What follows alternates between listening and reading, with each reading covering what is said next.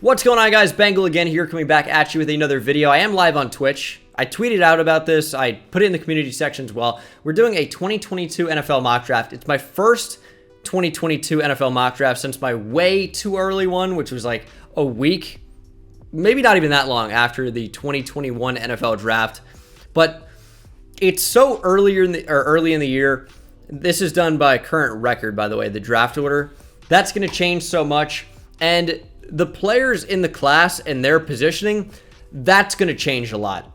So it's really going to be more of a getting to know the players type of thing for you guys, because I know for most people, you don't really start to learn these names until maybe your team picks them in the draft, right? But draft season starts early around here. So we're going to get to know some of these names.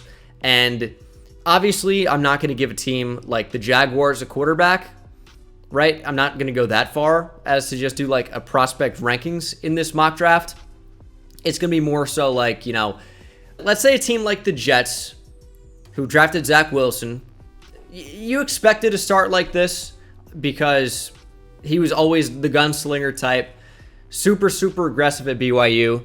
His big knock was he didn't really take the check down like he should a lot at BYU, but that's your franchise quarterback, or at least you hope so. The Jets have a tough decision between maybe taking the best corner available, the best defensive lineman. They could still even go offensive line, maybe even receiver. Like, the Jets have a lot of options, right? Probably should be on the defensive side of the ball. But instead of saying, okay, CB1's their one need, we're going to give them a corner. If maybe a player like DeMarvin Leal is the best player available at a potential position of need, we'd go with him. Also, like a team like the Titans, like they have Harold Landry and Bud Dupree on the edge. It doesn't seem like a big need, but Harold Landry's a free agent at the end of the year. So maybe the Titans don't bring him back. We could still give them an edge rusher. So I think those are some good rules established. But the Lions at 1, they need a quarterback pretty badly, but I think we're going to go Kayvon Thibodeaux here. Based on the contract structuring of Jared Goff's contract, a little redundant there, but based on the structure of Jared Goff's contract, they really can't get rid of him for 2 years unless they want to take a huge cap penalty. Now, maybe the Lions, and they said this when they traded for him, who knows how real it is, but maybe they like him as their QB1. So I'm not going to force the Lions into drafting a QB here. I don't think it's an unbelievable QB class right now. Like, I'm certainly not sold on Spencer Rattler, as I've said for a while now. Sam Howell, not sure about him yet. Had a big-time bounce-back performance after a shaky start against Virginia Tech. But I like the potential of Matt Corral. I love the potential of Carson Strong. I like the potential, of course, of Malik Willis. So I'm not sure who my first quarterback is going to be off the board. It's not going to be to this team, though. For the Jaguars, you know, I'm tempted to go DeMarvin Leal here just because they could really bolster that offensive or the defensive line. But I am going to bolster the offensive line.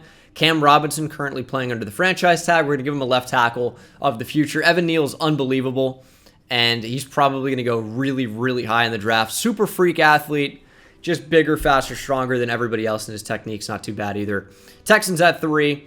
This could be the first spot for a QB. This could be. But if we look at quarterback, and I think I am going to give the Texans a QB here, it's tough to say who the real QB1 is right now. Again, I'm not sold on anyone yet. As like, there's no Trevor Lawrence in this class. We might see a Joe Burrow type rise, right? But there's no clear-cut number 1 going into the year. And after the first couple weeks of college football, that is no more clear. So it's kind of in a tough spot, but you know what? Current QB1 on the board. I'll give the Texans Spencer Rattler. I don't think he's going to end up being QB1 at the draft, but it's kind of speculation at this point. We'll move on to the Jets at number 4, and they're pretty much in a situation where they can take best defensive player available. However, I think their secondary is the worst part of that team. If you look at the D-line with Quinnen Williams, and they brought in Carl Lawson, who unfortunately got injured right away.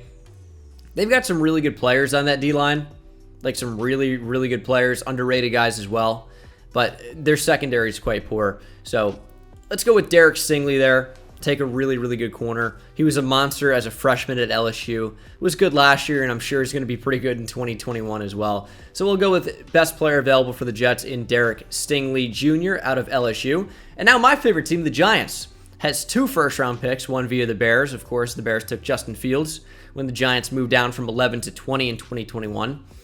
But for the Giants, I think they're in kind of a tough spot here where, like, if I were picking for the team, I would get him a quarterback, right?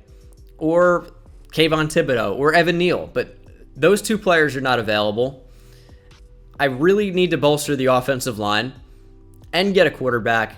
Here's the current problem, and I think I might end up just reaching anyway. I almost want to take DeMarvin Leal. I don't know how Dave Gettleman does it, the GM of the Giants. He gets himself in these positions to only draft defensive linemen on the interior, and I really don't know how he does it. But the fact that Dalvin Tomlinson was not re-signed is wild to me. But the Giants now have kind of a need on the interior of the defensive line. It's really unreal for a team that I feel like only gets D tackles to always need a D tackle. But IDL is a need for the Giants. Shockingly is. Because you can move Dexter Lawrence over to nose, and then you have a pretty big need at like the 3 to the 5 tech. So I'm not going to do that, though. We're going to reach for a quarterback. We're going to go Malik Willis. He has the most boomer bust potential in the class right now. But I think if Trey Lance can go top 3, Malik Willis can probably go top 5. I tweeted out about this. I think the only difference is that Trey Lance had a lot of responsibility at North Dakota State in terms of doing stuff at the line of scrimmage, setting the protection, picking up blitzes, things like that. A lot of mental processing for Trey Lance at the line of scrimmage. Great mind, according to all sources. So that really would probably elevate his stock. However, in terms of athleticism plus arm and arm talent overall, Malik Willis is in the same type of conversation. Think he could end up being a great player. We'll have to see. It's early. Former Auburn guy ended up transferring to Liberty. Big time potential. We'll have to see. But I think the Daniel Jones era, and not that he's the biggest problem with the Giants, certainly not, and we don't get protection for our new quarterback in Malik Willis, it might be the same thing all over again. But I think you just need a different look in there. I'm ready to get a new QB. I'm going Malik Willis. It might not be a QB here, but I'm going to go Malik Willis. Bengals at 6. I think they have to look offensive line here. And I want to go very badly with, is he listed at guard? I want to go with Kenyon Green. He's going to be playing tackle for Texas A&M in 2021. Was a sick guard last year. And for the Bengals, I really want to invest in an offensive lineman. And a guy like Kenyon Green, who can potentially be a plus tackle and be an absolutely great guard, I think you go with him. Now, is that Jonah Williams flashbacks a little bit maybe for the Bengals? Yeah, maybe a little bit. But I think he's going to be a really good player. Maybe the best interior offensive potential tackle in the class. Again, we'll be playing tackle this year at A&M, so we'll have to see what the tape looks like at tackle. But Kenyon Green of the Bengals, you just get yourself a versatile offensive lineman that can play a number of different spots. Think of him maybe like an Elton Jenkins type player. Falcons at 7. This is a weird one too. This could be a quarterback. Matt Ryan's regressing for sure at this point, or at least he will certainly by the end of 2021. And the thing with that also is he's getting paid a decent bit, but he's not going to play forever. You have to think about quarterback at some point. I'm just not sure this is the class. I'm tempted to take DeMarvin Leal here. He's just so good. We could just go best defensive player available, though. Let's go Kyle Hamilton. Their secondary is pretty poor. Like, I like what they're trying to do. Like, AJ Terrell's pretty good for a young guy, but we can get a big athlete on the back end. Let's go Kyle Hamilton. Giants back again at 8. And I really do feel like this has to be offensive line. I want to take Aiden Hutchinson. I really do. I want to take Aiden Hutchinson. Drake Jackson's pretty good too, but Aiden Hutchinson is ridiculous. I just feel like it has to be O-line. I'm not going to let this offensive line be so terrible. And right tackle's a big issue. Jackson Kirkland plays left. Charles Cross plays left. Thayer Munford plays guard. Let's go Jackson Kirkland. Just gotta get an offensive tackle in there at some point. So we'll go Kirkland. Panthers at 9. Another situation where you could take a bunch of different players here. And this is maybe just being a little bit just like dreaming of a great unit. And if you think about a team that has a defensive line with Derek Brown, Brian Burns, and now DeMarvin Leal, I just think he's too good of a player to pass on at that spot. And the Panthers can really just have one of the best defensive line units in the NFL going forward. So I'm just like, I'm big on that. I'm big on that potentially. And then the Eagles at 10. Could go corner. It's probably for me between cornerback and wide receiver. I think I want to go corner. Let's go with Ahmad Gardner. I know Eagles fan, C4. You guys know him. Likes Ahmad Gardner quite a bit. He definitely is. I'm not sure he's quite CB2 for me, but he is the CB2 off the board in this particular mock draft. To the Eagles, they need help in the secondary, plain and simple. So we'll go with Sauce Gardner. Pretty sick nickname. But Eagles picked. Now it's another NFC East team. And who knows what they're going to be called at this point. Washington football team could end up being Washington football team still. But they're talking about different names as well. The Red Wolves, I think, are among the best options. But their defense is really solid. I think this has to be offense. Quarterback, I think, would certainly be in play here. Ryan Fitzpatrick is just a bridge QB. And I know Taylor Heineke's going wild. But if you can take one of these QBs at number 11, I think you'd be pretty pleased. Matt Corral probably has the most potential. Sam Howell is like a baby Baker. So it's kind of like, what do we want here? And do we want the sure thing right now, which is maybe Sam Howell, or do we want the biggest potential in Matt Corral? Let's swing for the fences for Washington football team. Let's go Matt Corral at 11. Raiders at 12. Oh my. The fact that Aiden Hutchinson is still available, I think makes way too much sense. Let's go Aiden Hutchinson to the Raiders. Sick edge rusher.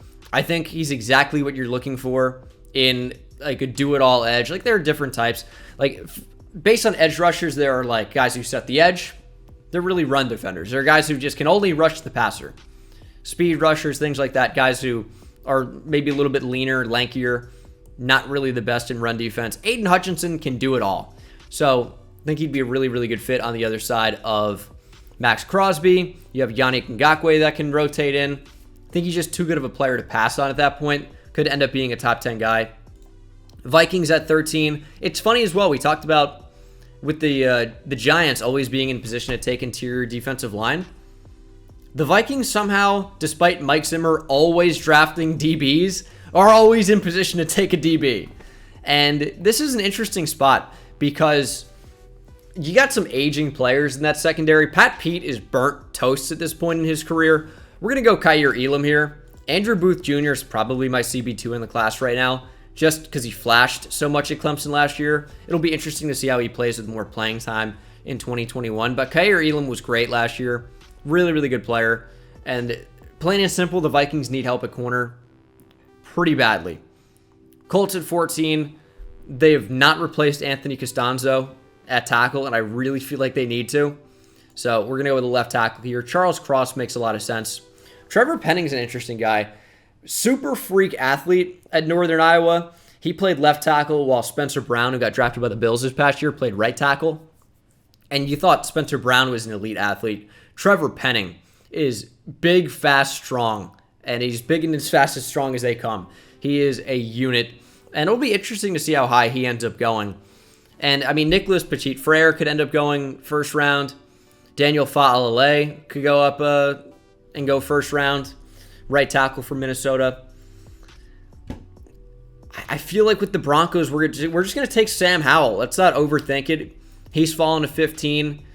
Teddy Bridgewater, I still think, is a bridge quarterback. He's done a heck of a job in 2021 so far. It is only 2 weeks, but he's done a heck of a job so far.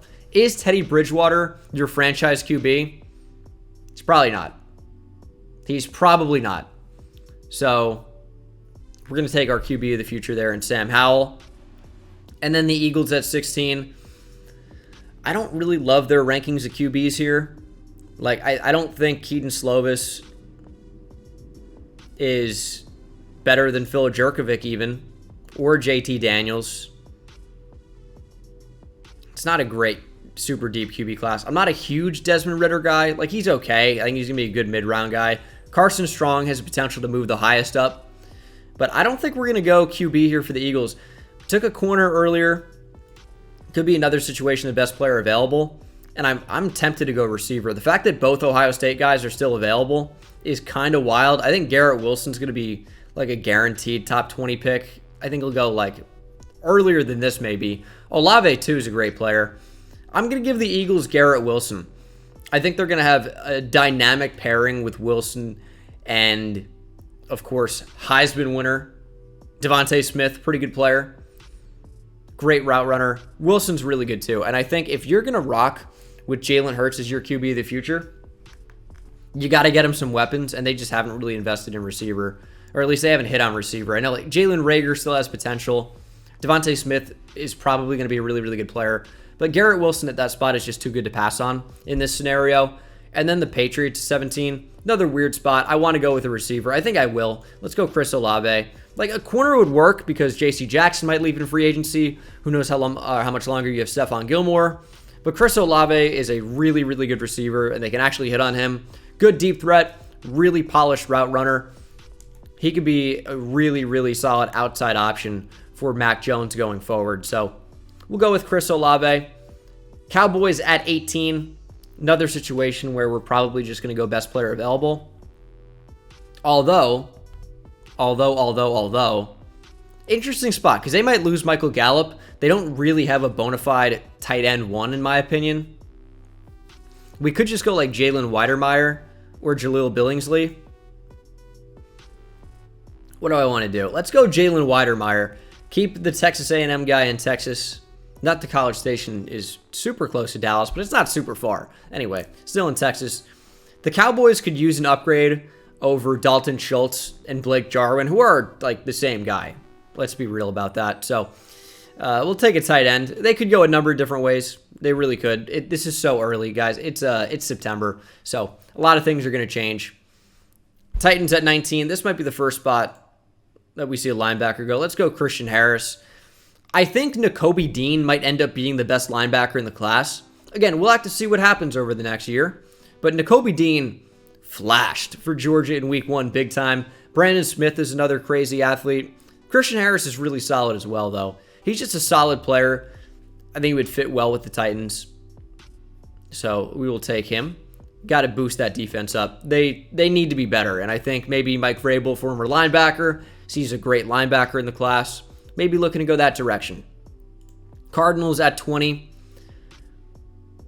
Yeah, it's just got to be Andrew Booth Jr. at this point. They didn't really address corner in a huge way. Like, we'll have to see how my guy Tay Gowan develops, but you still could use a lot of help at corner, even if he does. Byron Murphy really hasn't been anything special. He's been, I think his best potential is probably working in the slot. And Budda Baker's great in the back end at safety, but you really don't have a bona fide CB1. I think Andrew Booth Jr. could be that. I think he might even end up going a lot earlier than this as well. Steelers at 21. It's got to be O-line. I preached so much for the Steelers to take O-line here last year. They ended up going Najee Harris, who I think is a great player. I just thought it maybe wasn't a great pick for the team, whose offensive line so far, only 2 weeks, but they've looked really bad. So I would love to go offensive line here. Who do I like? Ikem Ekwonu, I feel like could end up being a first-round guy, and it's interesting that Draft Network has him ranked at number 92 in their class. So that's interesting. Thayer Munford actually stands out. A guy that played left tackle for Ohio State last year. He's been playing left guard for Ohio State with Petit Frere moving over. He's been doing really, really well in that role as well. I like Thayer Munford. We're just going to take him. He's listed at tackle, another guy that you could play at guard. And for a team that, and not necessarily that they have a hole at left guard or anything, that's the best player on their entire unit at left guard. But Thayer Munford, maybe play him at tackle, maybe play him at guard. It's just a good offensive lineman to bring in.